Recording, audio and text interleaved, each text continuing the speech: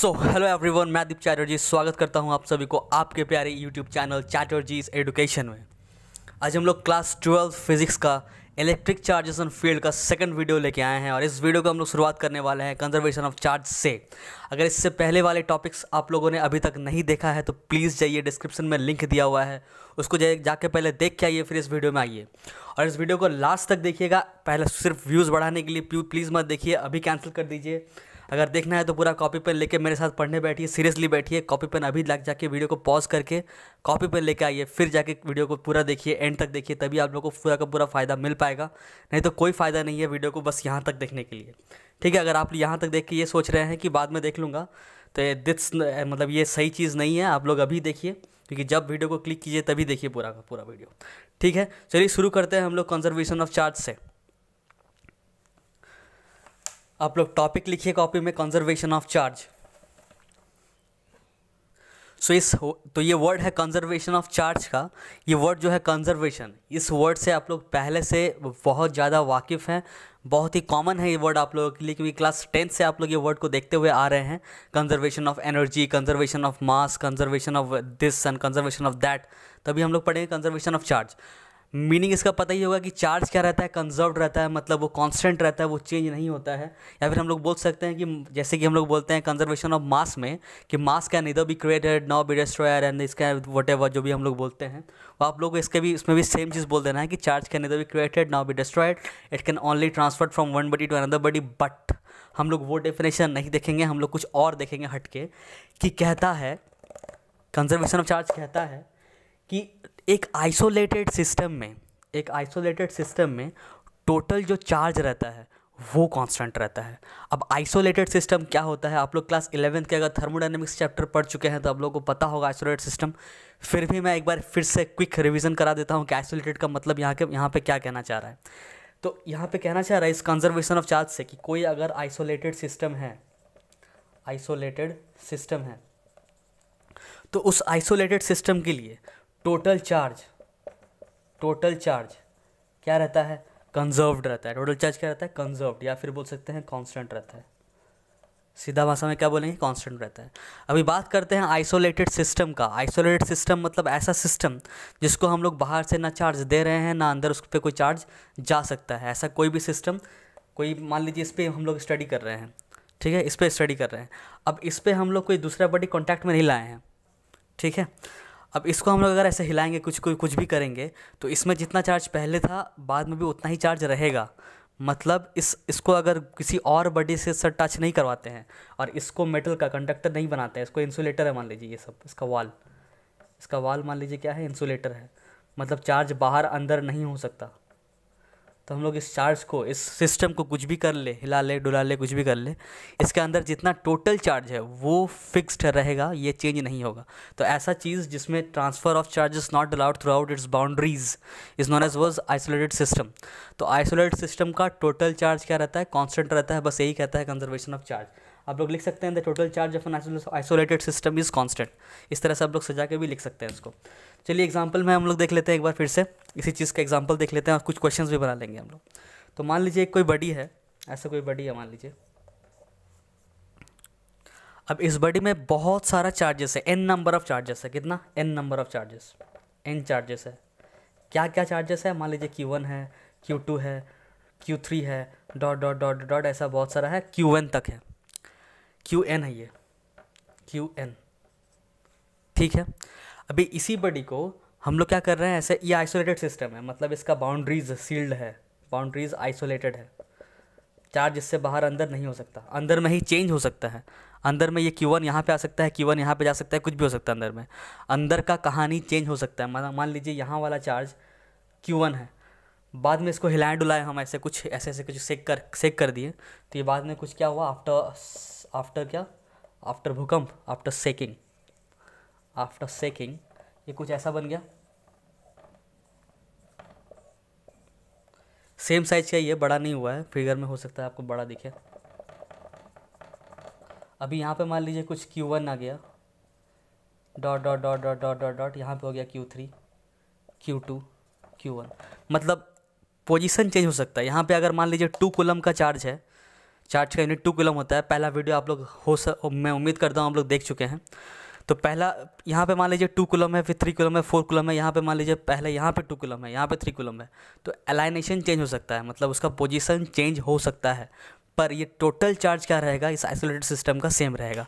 मतलब कहना क्या चाह रहा है कि अगर इसका टोटल चार्ज हम लोग बात करेंगे क्या है, Q1 plus Q2 plus Q3 plus dot dot dot Qn, तो वो इक्वल होगा बाद में भी। मतलब मान लीजिए यहाँ पे Q1 डैश है, Q3 dash, Q2 dash, Q1 dash, सबका डैश डैश डैश कुछ चेंज हो गया वैल्यू। मतलब यहाँ पे ऐसे ही है, सब कुछ सेम सेम है, पर वैल्यू चेंज हो गया। Q1 dash, Q2 dash, dot dot dot, यहाँ पे Qn डैश तक है। सेम चार्जेस है पर कुछ अलग, जैसे Q1 यहाँ पे 2 किलो है तो यहाँ पे कुछ और हो गया है, इसलिए डैश से इसको डिनोट कर रहे हैं। तो इसको क्या लिख देंगे, Q1 dash plus Q2 dash plus dot dot dot Qn dash. This is the mathematical form of conservation of charge. इस तरह से हम लोग इसको लिख सकते हैं कि the total charge, the total sum of all charges inside an isolated system, the total charge of an isolated system is equals to the total charge of that same system after disturbing it or after shaking it। ठीक है, total charge बस conserve रहता है। That's it. इस पर एक question बना लेते हैं हम लोग। चलिए आप लोग इसको पॉज करके नोट डाउन कर लीजिए।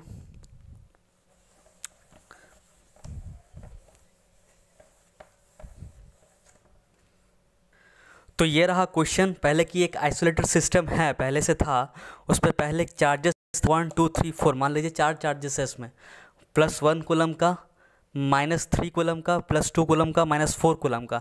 इसको फिर सेक किया गया। सेक करने के बाद ये मिला और इस तरह से उसका कुछ अरेंजमेंट्स दिखा कि पहले +4 कूलम है, फिर कुछ क्यू चार्ज है, इसका पता नहीं क्या है, फिर +4 कूलम है, फिर -2 कूलम है। हम लोग को फाइंड क्या करना है, फाइंड Q, ये Q फाइंड करना है। तो हम लोग वही लगाएंगे, Q1 plus Q2 plus dot dot dot Qn is equals to Q1 dash plus Q2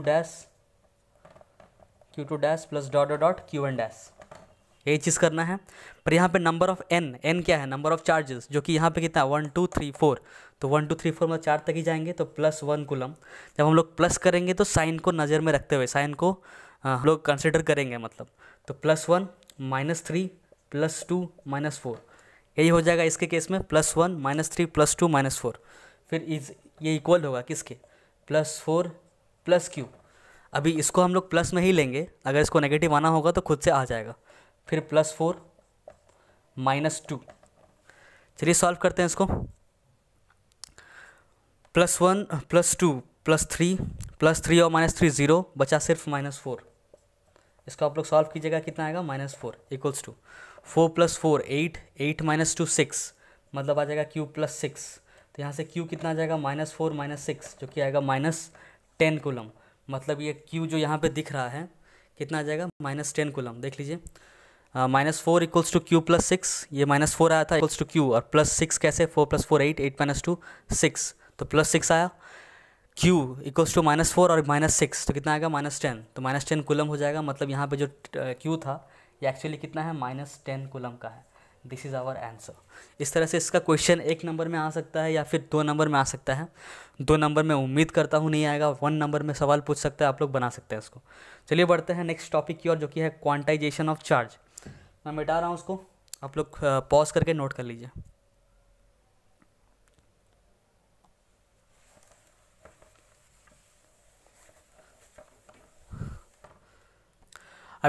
अभी भाई लोग आप लोग क्वांटाइजेशन ऑफ चार्ज लिखिए। Next topic quantization of charge. ये क्या होता है, क्वांटाइज का मतलब क्या होता है वो देख लीजिए।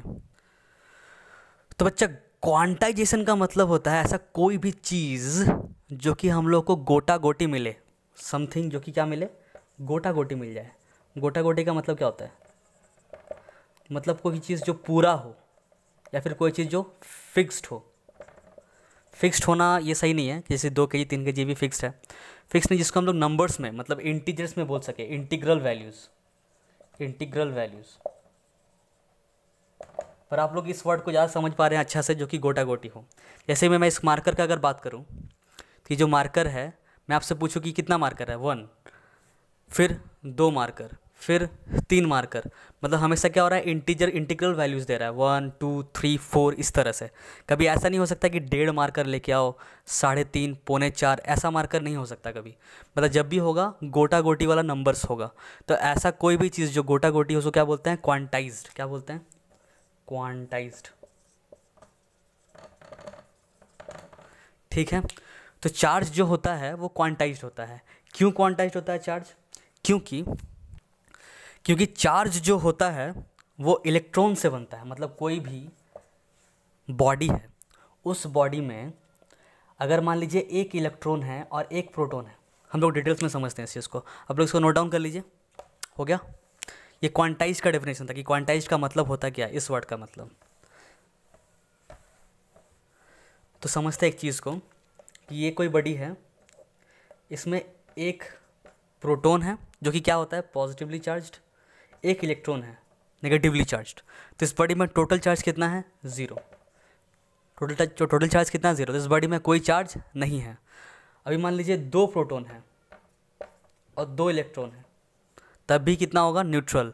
मतलब सेम नंबर ऑफ प्रोटॉन और सेम नंबर ऑफ इलेक्ट्रॉन अगर रहे किसी बॉडी में तो वो चार्ज क्या उसका होता है, न्यूट्रल चार्ज होता है, मतलब उसका 0 चार्ज होता है। अभी मान लीजिए कुछ प्रोटॉन्स है इस तरह से 1 2 3 4 और कुछ इलेक्ट्रॉन्स है 1 2 3 4, बॉडी अभी न्यूट्रल। अभी एक इलेक्ट्रॉन क्या हुआ, यहाँ से जंप कर गया, एक इलेक्ट्रॉन यहाँ से निकल गया बाहर। जैसे ही निकल गया तो एक इलेक्ट्रॉन गायब हो गया। अब इस दोनों आपस में बैलेंस होकर न्यूट्रल बन जा रहा है, ये दोनों भी आपस में बैलेंस होके न्यूट्रल बन जा रहा है, ये भी सेम। एक पॉजिटिव चार्ज एक्स्ट्रा बच जा रहा है, मतलब इस पूरे बॉडी में एक क्या क्या आ रहा है, पॉजिटिव चार्ज आ जा रहा है। तो एक ही आ रहा है ना, क्योंकि इलेक्ट्रॉन जो जंप कर रहा है वो एक ही कर सकता है, आधा तो कर नहीं सकता। तो यहाँ पे अगर आधा करता तो हम लोग बोलते हैं आधा पॉजिटिव चार्ज आया है। पर इलेक्ट्रॉन क्या है, एक इलेक्ट्रॉन अगर जंप करेगा तो हम लोग यही ना बोलेंगे कि 1 इलेक्ट्रॉन जंप किया, 2 इलेक्ट्रॉन जंप किया, 3 इलेक्ट्रॉन जंप किया, 10 जंप किया, 100 जंप किया। कभी 1.5 पौने 2 पौने 4 पौने 9 ऐसा कुछ जंप नहीं करेगा। समझ में आ रहा है बात। तो जब भी जंप करेगा गोटा गोटी जंप करेगा, इसलिए जो चार्ज आएगा वो भी क्या आएगा, गोटा गोटी। अगर यही चीज़ एक इलेक्ट्रॉन इसमें आ जाता तो एक माइनस और आ जाता, तो हम लोग बोलते हैं ये सब अपने आप को क्या कर रहा है, न्यूट्रलाइज कर ले रहा है। पर एक इलेक्ट्रॉन मतलब एक नेगेटिव चार्ज ज़्यादा बच जा रहा है, तो पूरे बॉडी में एक नेगेटिव चार्ज आ जा रहा है। फिर से एक और जंप किया तो 2 नेगेटिव चार्ज एक्स्ट्रा आ जा रहा है। तो इस तरह से जो भी आ रहा है फुल वैल्यू आ रहा है, फिक्स्ड वैल्यू, फुल वैल्यू मतलब होल नंबर्स में वैल्यू आ रहा है। ठीक है, मतलब कोई भी बॉडी में जो स्मॉलेस्ट चार्ज होता है, स्मॉलेस्ट बेसिक चार्ज जो होता है, स्मॉलेस्ट चार्ज वो एग्जिस्ट करता है किसमें, इलेक्ट्रॉन में। Smallest charge that can exist, हम लोग लिख लेंगे नोट करके, smallest charge that can exist independently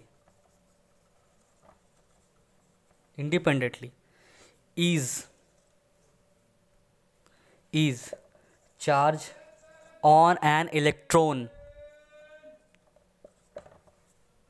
मतलब जो ये चार्ज था उसको हम लोग मापते हैं किससे, इलेक्ट्रॉन के मदद से। क्यों, क्योंकि इलेक्ट्रॉन एक मैटर है और ऐसा मैटर है जो अपने अंदर सबसे कम अमाउंट में चार्ज रख सकता है, उससे कम कोई बॉडी नहीं रख सकता। मतलब कोई बॉडी होल्ड कर सकता है। जैसे मान लीजिए ये मार्कर है, ये अपने अंदर कुछ ये चार्ज अगर मान लीजिए रखा हुआ है तो वो उससे भी चार्ज कोई और रख सकता है। तो मान लीजिए ये ढक्कन इससे भी कम चार्ज रखा हुआ अपने अंदर, उससे भी कम चार्ज अपने अंदर कोई और रखा हुआ है। ऐसे करके हम लोग देखते जाएंगे तो सबसे कम चार्ज अपने अंदर रख सकने वाला कौन है, इलेक्ट्रॉन है। ठीक है, इसीलिए हम लोग इलेक्ट्रॉन को क्या बोलते हैं, इलेक्ट्रॉन को पहली बात तो हम लोग डिनोट करते हैं ई माइनस से, इस तरह से ई लिख के ऊपर से नेगेटिव चार्ज लगा देते हैं। और इसीलिए इसको बोलते हैं क्या है, फंडामेंटल चार्ज। मतलब चार्ज का फंडामेंटल जो मेज़रमेंट है वो इलेक्ट्रॉन से ही लेते हैं। और एक इलेक्ट्रॉन पे चार्ज कितना होता है वो आप लोग को पता ही होगा, कितना होता है। Charge on 1 electron is 1.6 × 10⁻⁻19 coulomb. इससे कम चार्ज कोई बॉडी अपने अंदर होल्ड नहीं कर सकता। ये नेगेटिवली चार्ज होता है इसलिए यहाँ पे माइनस है। अगर प्रोटॉन होता तो ये भी बोल सकते हैं, प्रोटॉन भी सबसे कम चार्ज रखता है, वो भी कितना, +1.6 × 10⁻⁻19 कूलम। सेम इलेक्ट्रॉन और proton same number of charge रहता है, तभी वो एक प्रोटॉन और एक इलेक्ट्रॉन रहेगा तो न्यूट्रल हो जाता है। तो इलेक्ट्रॉन और प्रोटॉन का मैग्नीट्यूड ऑफ चार्ज कितना होता है, 1.6 × 10⁻⁻19 कूलम। नेगेटिव होता है, प्रोटॉन में पॉजिटिव होता है, दैट्स इट। इससे कम चार्ज कोई आज तक नहीं रखा है। वैसे अभी हाल फिलहाल में डिस्कवरीज होता है कि कोई क्वार्क्स नाम का सब्सटेंस है, क्वार्क्स, आप लोग नाम सुने होंगे, बुक में भी दिया रहता है कोई कोई बुक में, कि क्वार्क्स नाम का कुछ सब्सटेंस पाया गया है, मैटर पाया गया है, जो अपने अंदर इलेक्ट्रॉन का 1/3 चार्ज अपने अंदर रख सकता है। पर इसके बारे में हम लोग अभी डिस्कस क्लास 12 में तो नहीं करेंगे, क्योंकि क्लास 12 में इसके बारे में नहीं पढ़ना है। क्वार्क्स नाम का कोई सब्सटेंस है, कोई मैटर है, जो अपने अंदर इलेक्ट्रॉन का 1/3 चार्ज अपने अंदर होल्ड कर सकता है। तो फंडामेंटल चार्ज अब इससे शिफ्ट होकर इससे हो सकता है आगे जाके फ्यूचर में, पर अभी के लिए हम लोग के लिए फंडामेंटल चार्ज कौन है? इलेक्ट्रॉन ही है। ठीक है, चलिए बढ़ते हैं हम लोग। इसको आप लोग नोट डाउन कर लीजिए। क्वांटाइजेशन ऑफ चार्ज में smallest charge that can exist independently is charge on a electron. Electron को इसलिए हम लोग फंडामेंटल चार्ज बोलते हैं। इलेक्ट्रॉन का चार्ज, इसका वैल्यू कितना है? 1.6 × 10⁻19 कूलम। ठीक है, अच्छा, इसीलिए हम लोग इसको अगर फंडामेंटल चार्ज बोलते हैं तो इसीलिए अगर एक इलेक्ट्रॉन जाएगा तो हम लोग बोलेंगे एक चार्ज चला गया। ठीक है, मतलब 1 कूलम चार्ज चला गया। इस तरह से हम लोग इससे बोल सकते हैं कि जो चार्ज है वो हमेशा क्या रहता है? क्वांटाइज रहता है, मतलब इंटीग्रल वैल्यूज़ में जाता है या घटता है या बढ़ता है। इंटीग्रल वैल्यूज़ का मतलब फिर से बता रहा हूँ मैं, गोटा गोटी वैल्यूज़, फुल वैल्यूज़। ठीक है, तो इस एक नोट आप लोग फिर से यहाँ पे कर लीजिए, एक नोट फिर से कर लीजिए, क्या कि charge always exist, charge always exist in integral multiples of electron या फिर ऑफ फंडामेंटल चार्ज।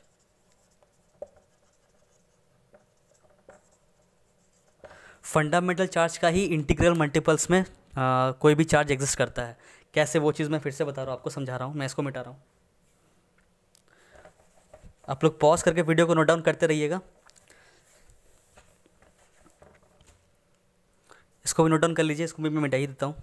हो गया? ओके। अभी करना क्या है, देखिए, मान लीजिए किसी बॉडी में एक इलेक्ट्रॉन का चार्ज है, अगर वो पॉजिटिव चार्ज है, पॉजिटिवली चार्ज है, तो हम लोग क्या बोलेंगे? अगर पॉजिटिवली चार्ज है तो या तो हो सकता है +1e का चार्ज, क्योंकि यही फंडामेंटल चार्ज है ना। 1e मतलब +1.6 × 10⁻19 कूलम। या तो हो सकता है +2e, या तो हो सकता है +3e। ऐसे अरे कहाँ से जा सकता है? +ne तक, उससे ज़्यादा नहीं, क्योंकि ये n मतलब नंबर ऑफ जो इलेक्ट्रॉन्स है वो इंटीग्रल वैल्यूज़ ही होगा। कभी -2 को इलेक्ट्रॉन निकल गया ऐसा तो नहीं बोलेंगे। इलेक्ट्रॉन एक मैटर है, वो हमेशा +1 से लेके n तक कोई भी इंटीग्रल वैल्यू तक निकल सकता है। नेगेटिव चार्ज अगर होगा तो सेम केस, बस खाली -1e, -2e, -3e, इस तरह से जाएगा। कहाँ तक? -ne तक। मतलब कोई भी पॉजिटिव चार्ज या नेगेटिव चार्ज, कोई भी चार्ज Q, वो इक्वल टू क्या होगा? वो इक्वल टू होगा या तो प्लस में या तो माइनस में, क्या? Ne, जहाँ पे n क्या है? जहाँ पे n कोई भी इंटीजर्स हो सकता है। ठीक है, n कोई भी इंटीजर्स हो सकता है। तो यहाँ से हम लोग एक फॉर्मूला निकल के आ गया, Q इक्वल्स टू +-ne, जहाँ पे Q क्या है? रैंडम चार्ज या फिर charge on that body, charge on that body. n क्या है? नंबर ऑफ इलेक्ट्रॉन या फिर नंबर ऑफ चार्ज। और E क्या है? Charge on 1 electron, charge on 1 electron, जो कि कितना होता है? 1.6 × 10⁻19 कूलम। ये तो आप लोग को पता है। ठीक है, इतना चीज़ आप लोग फिर से नोट डाउन कर लीजिए। Q इक्वल्स टू ne एक फॉर्मूला है। तो Q यहाँ पे क्या है? कोई भी चार्ज, कोई भी बॉडी में चार्ज कितना है उस डिपेंड करता है कि कितना इलेक्ट्रॉन का चार्ज है उस पर, कितना मतलब n, और इलेक्ट्रॉन का चार्ज जो कि है 1.6 × 10⁻19 कूलम। ठीक है, तो अगर क्वेश्चन किस तरह से आता है हम लोग वो देख लेते हैं, फिर इसको समझते हैं हम लोग और डिटेल्स में। फिर इसको नोट डाउन कर लीजिए। हो गया? पॉज से नोट डाउन कीजिएगा, मैं मिटा रहा हूँ इसको।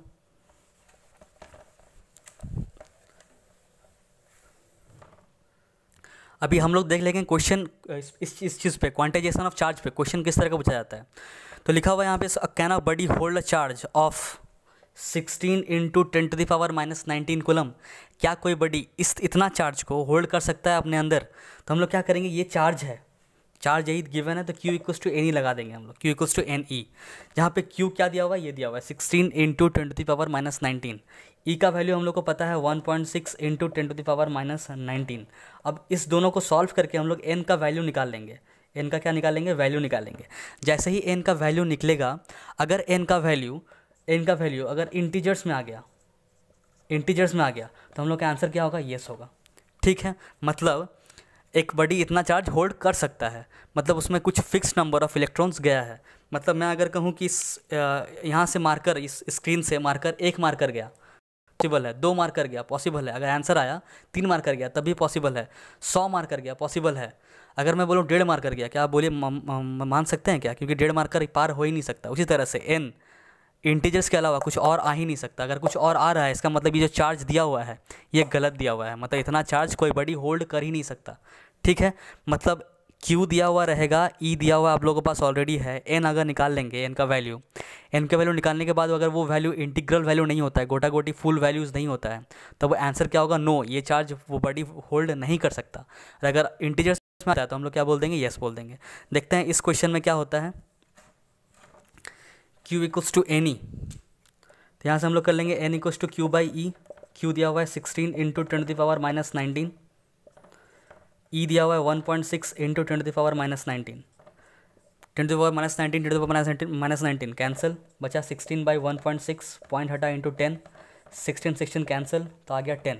तो नंबर ऑफ इलेक्ट्रॉन्स कितना आ रहा है, नंबर ऑफ इलेक्ट्रॉन्स आ रहा है 10, जो कि एक इंटीजर्स है। तो आंसर क्या होगा, yes, this much charge can hold, मतलब आंसर येस हो जाएगा। दैट्स इट, इसको आप लोग नोट डाउन कर लीजिए। तो उम्मीद करता हूँ मैं आप लोगों को ये समझ में आ गया होगा। मैं एक क्वेश्चन देता हूँ आप लोगों को, उसको कमेंट करके नीचे लिखना ही है, यस कि नो, आप लोग खुद से बनाना है वो क्वेश्चन। तो ये रहा आप लोगों का होमवर्क क्वेश्चन, जो आप लोगों को नीचे कमेंट करना है, स्क्रॉल कीजिएगा नीचे, कमेंट कीजिएगा यस कि no. Can a charge of 3 into 10⁻⁻20 coulomb exist in a body. तो हम लोग को फॉर्मूला वही लगाना है, Q equals to N E का। तो N इक्वल्स टू क्या हो जाएगा, Q बाई ई। यहाँ पे Q क्या है, Q है 3 इंटू 10⁻⁻20, और नीचे E क्या है 1.6 इंटू 10⁻⁻19। इसको सॉल्व करना है और देखना है कि इंटीजर्स में आ रहा है कि नहीं। अगर इंटीजर में आ रहा है तो नीचे आप लोगों को कमेंट करना है येस, ये चीज़ कमेंट करना है, नीचे कमेंट करना है आप लोगों को, या येस कमेंट करना है अगर इंटीजर्स में आएगा तो, अगर इंटीजर्स में आएगा तो। और अगर इंटीजर्स में नहीं आएगा तो कमेंट क्या करना है, नो कमेंट करना है। तो मैं वेट करता हूँ समझने के लिए कि आप लोगों को समझ में रियली वाकई में आया कि नहीं आया। बढ़ते हैं हम लोग नेक्स्ट टॉपिक की और, ways of charge, ways to charge में।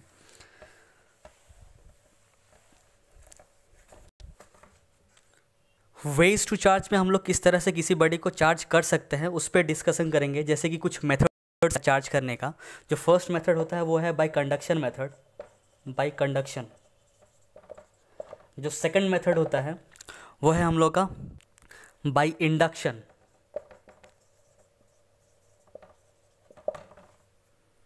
और जो थर्ड है वो है बाय फ्रिक्शन।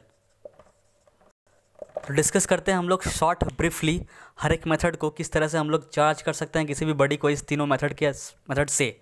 फ्रिक्शन वाला को आप लोगों को पता ही है, फ्रिक्शन वाला हम लोग देखते ही हैं बचपन से कि हम लोग, जैसे कि ये कोई आदमी है,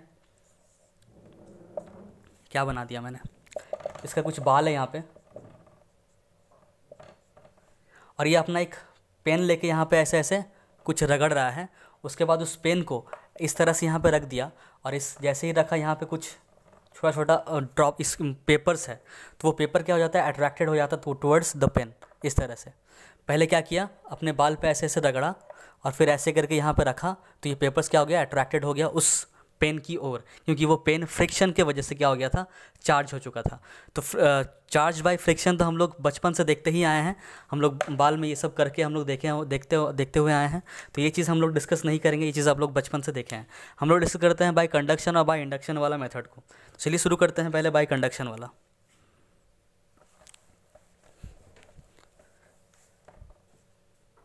तो अगर कोई हायर चार्ज का बॉडी है, मतलब ऐसा कोई भी बॉडी जिसमें क्या है, हाई चार्ज है, हायर चार्ज,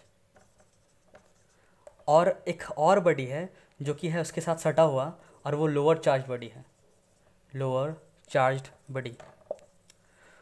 तो जो चार्ज है वो हमेशा ट्रांसफ़र होगा from higher charge to lower charge. Charge will transfer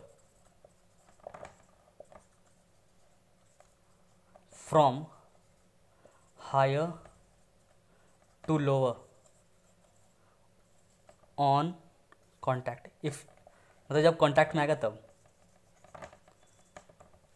तो जब एक हायर चार्ज का बॉडी को हम लोग एक लोअर चार्ज के बॉडी के साथ कॉन्टैक्ट में लाएंगे, टच में लाएंगे, तब क्या हो जाएगा, हायर चार्ज का ट्रांसफरिंग स्टार्ट होगा।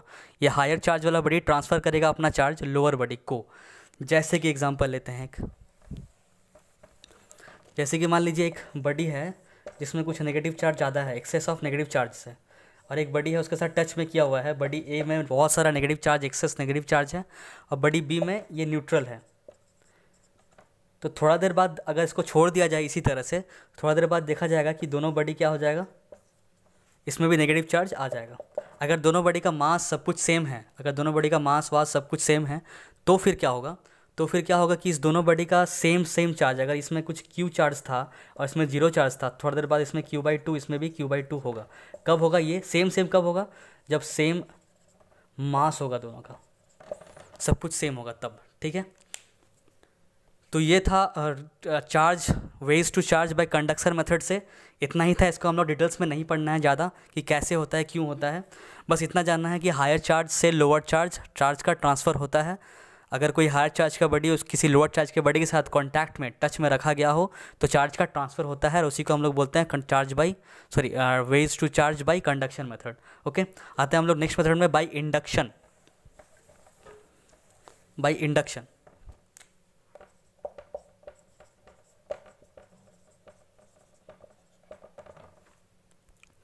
ये होता है विदाउट कॉन्टैक्ट वाला, इसमें कॉन्टैक्ट नहीं किया जाता, एक बॉडी को दूसरे बॉडी के साथ कॉन्टैक्ट नहीं किया जाता, विदाउट कॉन्टैक्ट।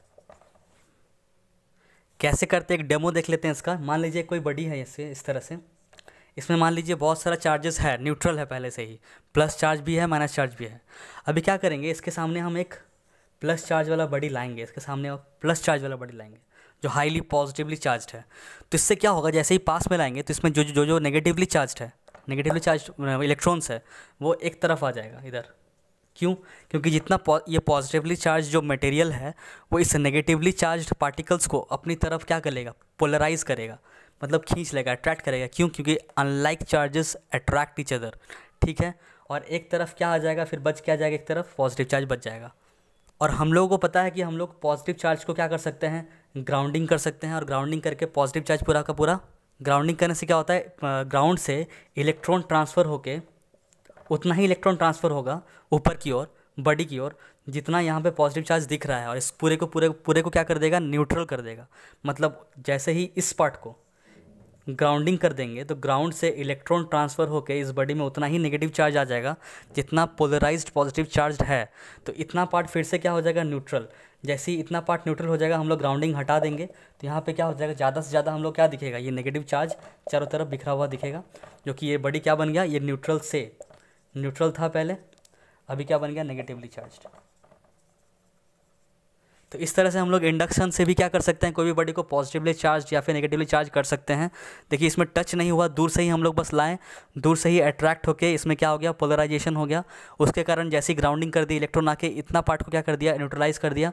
जैसे ही न्यूट्रलाइज कर दिया तो इतना इलेक्ट्रॉन क्या बच गया, एक्स्ट्रा बच गया, इसलिए क्या बन गया, नेगेटिवली चार्ज्ड बॉडी बन गया। ठीक है, that's enough for today's video. आज नेक्स्ट क्लास में हम लोग पढ़ेंगे क्या क्या, वो हम लोग एक बार देख लेते हैं। तो नेक्स्ट क्लास में हम लोग कूलम्स लॉ के बारे में पढ़ेंगे। नेक्स्ट क्लास में हम लोग पढ़ेंगे कूलम्स लॉ।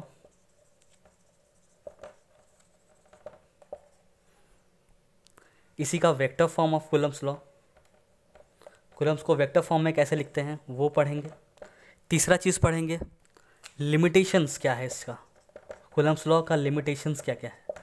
ठीक है, और भी कुछ टॉपिक हम लोग देख लेंगे, कुछ ऐड कर लेंगे, ताकि वीडियो का लेंथ थोड़ा ज़्यादा बड़ा ना हो और शॉर्ट ही रहे, ताकि आप लोग ज़्यादा जल्दी बोर ना हो जाएं। ठीक है, तो मिलते हैं अगले वीडियो में। तब तक के लिए बने रहिए मेरे साथ। Thank you, bye.